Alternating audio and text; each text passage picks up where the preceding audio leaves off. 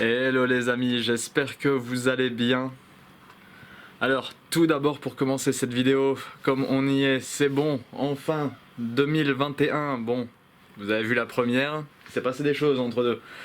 En tout cas, avant d'en parler, je voulais vous souhaiter à tous et à toutes une super bonne année. J'espère vraiment qu'elle sera meilleure que celle de 2020 parce que franchement cette année ça a été la merde.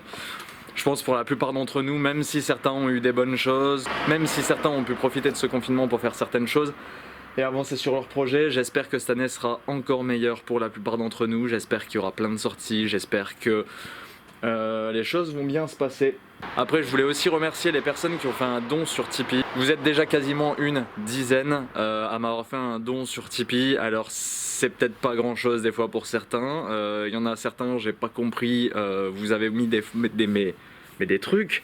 Et je me dis putain, vous m'avez fait Noël là en fait les mecs. Alors je me suis dit mais what the fuck. Je m'attendais à ce qu'il y ait peut-être pas mal de personnes qui viennent mettre des petits trucs. Au final il n'y a pas eu tant de personnes que ça. Mais alors par contre, ceux qui sont venus déposer quelque chose, vous êtes mais complètement malades. Je veux dire, c'est ce que je disais, tu vois, c'est le problème de créer une cagnotte justement, et j'avais dit qu'à la base, c'est pour ça que je ne voulais pas forcément à la base en faire, même si là je suis un peu en difficulté, donc forcément c'est pour ça que j'en ai fait une. C'est gênant, bordel, c'est gênant. Enfin, voilà. Merci à tous, merci beaucoup. Cette année, ça a été une année quand même, malgré les à côté qui ont été difficiles, très enrichissantes. On est passé de, je crois, 1000 aidés abonnés à 15 000 bientôt aujourd'hui. Alors c'est un truc de fou, ça me fait vraiment super plaisir.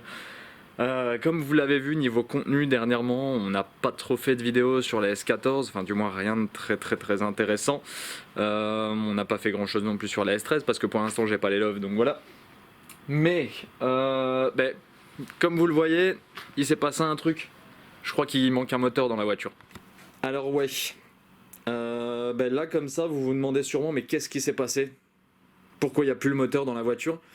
Alors en fait c'est très simple. C'est-à-dire que tout bêtement, on a eu un sacré coup de pression avec France parce que entre toutes les choses qui se sont passées en rapport avec la voiture et avec la vidéo des essais, dont je ne parlerai pas tout de suite, on va dire qu'il y a aussi le contexte du Covid qui fait que subitement ils avaient décidé dans la même période justement de possiblement fermer les frontières. Et comme on avait déjà pour projet de base de sortir le moteur pour refaire quelques trucs dans la B-moteur dont je vais parler après, et en fait je me suis retrouvé à dire du jour au lendemain: Yo France, il faut que tu viennes, il faut sortir le moteur, si jamais ils ferment les frontières on est dans la merde, je pourrais pas le faire tout seul. Donc France est venu, ça s'est décidé du soir à 22h, du lendemain à 7h, j'allais le chercher et on démontait tout sur la journée parce qu'on n'avait qu'une journée pour faire ça. Le moteur est sorti, on a tout viré, sauf qu'au final ils n'ont pas fermé les frontières et on n'était pas obligé de le faire aussi subitement. Donc ce qui est dommage dans tout ça, c'est qu'on n'a pas pu vous montrer le démontage du moteur de la voiture. Donc c'est pour ça que je profite de cette vidéo, et de 1, forcément pour vous souhaiter la bonne année, de 2, pour vous dire un grand merci pour les dons qui ont été faits pour ma saison, parce que oui, maintenant je peux en parler. J'ai été pris au CFD, alors je voudrais remercier aussi le staff qui a accepté ma sélection donc pour cette année. Alors c'est en catégorie loisir, malheureusement c'est pas en pro comme je l'aurais souhaité. Après je me dis dans l'ordre des choses, comme ils ont souhaité que maintenant on passe par la catégorie loisir pour pouvoir accéder par la suite en pro, comme par exemple ça a été le cas pour Jordan. Gros big up à toi d'ailleurs Jordan d'avoir pu passer en sélection pro. On va essayer de viser les 3 premières places du championnat. Alors c'est quand même un objectif assez haut. Après je me dis qu'il vaut mieux avoir un objectif haut pour réussir à atteindre au moins quelque chose. Donc on y va motivé. J'espère qu'on aura rassemblé les fonds d'ici la mi du mois pour dire de payer l'inscription et que tout soit bon. Mais en tout cas voilà. On est pris au CFD, merci aux membres du staff et à la sélection de nous avoir pris, merci à Jérôme l'organisateur aussi pour avoir justement pour avoir étudié ma candidature. C'était pas gagné parce que bon, quand on voit l'état de la bagnole et quand on sait les derniers petits événements qui se sont passés, forcément c'était mal parti, Mais bon, le principal c'est qu'on y soit et franchement ça fait grave plaisir. Alors, maintenant que c'est fait, que j'ai remercié tout le monde, et pour les Tipeee, que je vous ai souhaité la bonne année, que j'ai remercié le staff du CFD, qu'on pourra retrouver l'année prochaine pour, j'espère, une saison magnifique. Pourquoi le moteur est démonté à part ça? En fait, c'est simple aussi. C'est-à-dire que déjà de 1, c'est devenu dégueulasse du peu qu'on a roulé avec, et avec le temps qui s'est écoulé depuis quasiment 4 mois qu'elle est sortie, et en fait il s'était passé 2-3 bricoles. Alors, déjà la première, il y avait pas mal de liquide de frein qui avait coulé sur le tunnel de boîte, donc ça fait que tout là c'est dégueulasse. On avait les traînées blanches là qui sont ici, donc la peinture qui a été un petit peu pourrie. On a aussi la même chose qui a coulé ici, au niveau d'une durite, un des raccords qui avait fui, qu'on avait resserré, donc qui ne fuit plus, mais qui a laissé aussi ses marques et ses traces. On avait aussi, alors ça se voit pas ici parce que là il y en a pas, attendez, on va escalader, hop, on a aussi ici par exemple les passages de câbles, donc là il y a un câble qui passe aussi, il va falloir mettre des gaines pour justement protéger et recouvrir, éviter que ça s'use à terme. On a ça aussi qu'il va falloir refaire parce que c'est un petit peu dégueulasse, et quand on voit ce qui a été fait d'autre, je trouve ça dommage de laisser ça comme ça. On a aussi toutes les durites de circuit d'air à refaire, à changer. On a aussi, donc là voilà, comme je disais, la peinture qui est bouffée, qui est complètement mangée. Donc c'est un petit peu dégueulasse. Donc ça c'est pareil, c'est quelque chose qu'on va refaire. Et ensuite on avait 2-3 bricoles à refaire aussi sur le moteur, au niveau des caches culbus, petite peinture, nouveau cache, enfin plein de pièces, plein de trucs qui vont normalement se faire. Pour dire de remettre en état, on a aussi le toit de la voiture qu'on va refaire. Donc ça forcément il serait temps parce que mon toit complètement bosselé, là dégueulasse, avec maintenant une feuille de toit qui fait tout plat, qui n'est pas forcément top non plus par rapport à un vrai toit d'origine, tu vois, avec les belles formes et avec la belle coupe qui va avec la voiture. Donc on va refaire ça aussi, c'est un truc qu'on va refaire cet hiver. Y compris le tableau de bord comme je l'avais expliqué et tout. Mais ouais, il y a beaucoup de choses qui vont être refaites sur la voiture. Et on a enfin reçu les cils en bloc GK-Tech. Alors, on va vous montrer ça vite fait. C'est très très simple en fait, hein. C'est ce que j'avais dit, c'est juste des petits cils en bloc excentriques. Tu vois, donc comme je l'avais expliqué en fait, avec juste l'orifice qui est déporté par rapport au centre. Là, on le voit mieux. Voilà. Donc là en fait, le cil en bloc va permettre tout simplement de se positionner correctement et de mettre le pont au bon endroit. Par contre, ils sont durs comme du béton. Je les avais pas encore pris, mais la vache. Ça, c'est pas amorti, ça c'est clair. Enfin voilà, donc ça sera pour le train arrière. Train arrière qu'on a remis du coup pour déplacer la voiture, parce que là, comme vous l'avez vu, on l'a inversé. Donc voilà. Comme c'est la nouvelle année et que je voulais quand même vous tenir au courant de où est-ce qu'on en était et vous annoncer donc officiellement ma participation au championnat de France de drift cette année. Je voulais aussi en profiter pour faire un petit point parce que là donc sur un petit truc, parce que bon, faut quand même que j'en parle. C'est-à-dire que j'ai fait donc un nouveau format un petit peu de vidéo en fait, juste pour expliquer brièvement le setup que j'ai pris, donc parce que je me lance dans Assetto aussi pour m'entraîner justement dans le but de travailler un petit peu, d'avoir les réflexes qu'il faut pour cette année pour être performant et avoir les résultats justement qu'on aimerait bien avoir. Et il fallait que je parle d'un truc parce que c'est un petit peu récurrent je trouve en ce moment, et c'est quelque chose on va dire, non pas qui m'énerve et qui m'agace, mais plutôt quelque chose en fait on va dire que j'ai du mal à accepter, en fait que j'ai du mal à comprendre.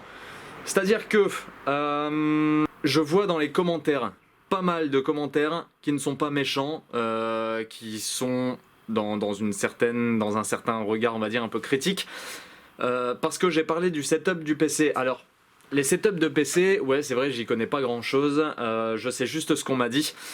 Et j'ai expliqué juste ce qui me semblait pour moi être bon. Alors, je sais pas si je me suis bien fait comprendre dans la vidéo. Et le problème en fait c'est qu'il y a quelque chose que je vois que vous ne savez peut-être pas. Mais en fait, ce que je vois c'est que sur les 19 minutes de vidéo qui ont été mises, la plupart d'entre vous, donc la moyenne d'entre vous, en ont regardé que 11 minutes. Donc, ça veut dire que la plupart d'entre vous ont zappé quasiment la moitié de la vidéo.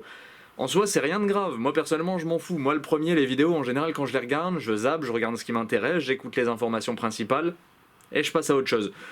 Le problème, c'est que certains ne passent pas à autre chose et viennent glisser donc leur avis ou leur critique sans avoir écouté l'ensemble de la vidéo. Alors donc bon, je vous ai répondu par commentaire, gentiment, à tout ça justement pour vous expliquer le pourquoi du comment. Maintenant, je préférerais tout simplement ne pas avoir à devoir me justifier dans les commentaires, devoir réexpliquer ce que j'ai dit dans les vidéos.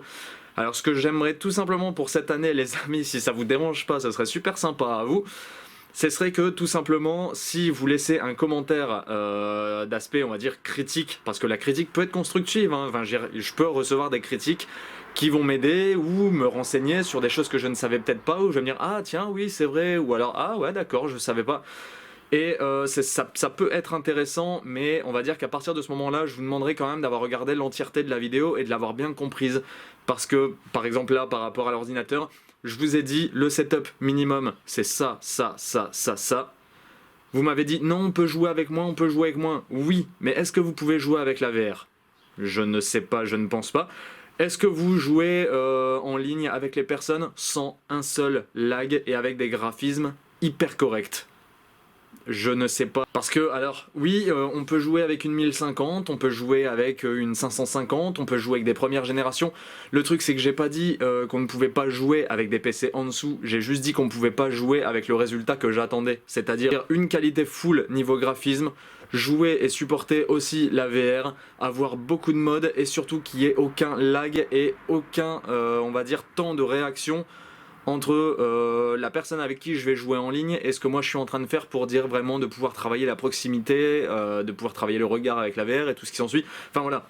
Donc c'était pour dire que comme je voulais quelque chose de performant et comme je voulais pas être limité au niveau de la VR pour y jouer et tout ce qui s'ensuit, j'ai donné un setup qui était de l'ordre de 800 à 1000 € et c'est ce qu'il faut pour jouer avec la VR, être tranquille et pas avoir de lag et avoir quelque chose de vraiment ultra correct. Donc j'espère que pour cette année vous ferez quand même l'effort du coup de soit regarder les vidéos en entier ou alors de poser des commentaires peut-être plus sympas ou alors exprimer un petit peu mieux. Mais enfin voilà, je voulais en profiter pour faire la petite mise au point. Vous savez pourquoi la S14 en est là.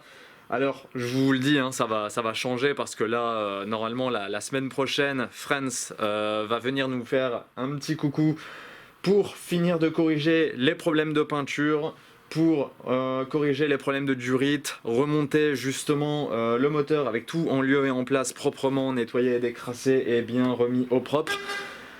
Une fois que tout sera remis au propre, on pourra attaquer le train arrière. Après, il y aura l'intérieur, le toit, plein de choses à faire. En tout cas, il y a du boulot. Mais je tenais à vous en tenir informé. Maintenant, vous le savez, l'année 2021 est prometteuse.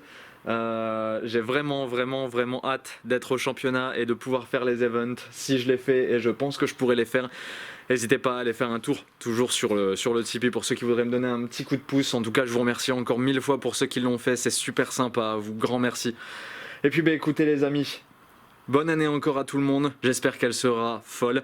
Il y a aussi un truc que je voulais dire, je vais mettre les modèles ici, mais je voulais peut-être voir en ce moment pour... Enfin je sais pas, on a eu l'idée de faire possiblement 2 modèles de pulls qui sont juste là. Je voulais savoir peut-être éventuellement, ça en intéresserait certains, peut-être que j'en fasse fabriquer plus, ce que moi je vais en faire pour François et moi, mais j'en ferai peut-être plus si jamais vous en souhaitez. Donc voilà, n'hésitez pas à me dire en commentaire si les modèles vous plairaient, lequel plus que l'autre. N'hésitez pas aussi à me dire pour ceux qui en souhaiteraient d'office, comme ça au moins ça me permettrait de savoir, d'avoir une idée et pouvoir directement faire fabriquer la quantité qui est nécessaire. Et puis écoutez les amis, merci à tous d'avoir regardé la vidéo, j'espère que vous avez passé de bonnes fêtes. En tout cas, moi j'en ai passé et je pense que cette année va être meilleure que la précédente. Je le pense. Enfin, on va dire que j'en suis même quasiment sûr parce que de toute façon elle pourrait être difficilement plus pourrie que la précédente, tu vois. Pour finir sur ça, les amis, encore merci à tous d'avoir regardé. Je vous dis à très bientôt pour la prochaine vidéo sur le montage justement du playseat pour le volant. Et après on se retrouvera pour continuer à bosser sur la S14. En tout cas, profitez bien des vacances si c'est encore le cas pour vous. Bonne reprise à ceux qui reprennent le boulot. Et je vous dis à la prochaine pour la vidéo suivante. Tchuss les amis!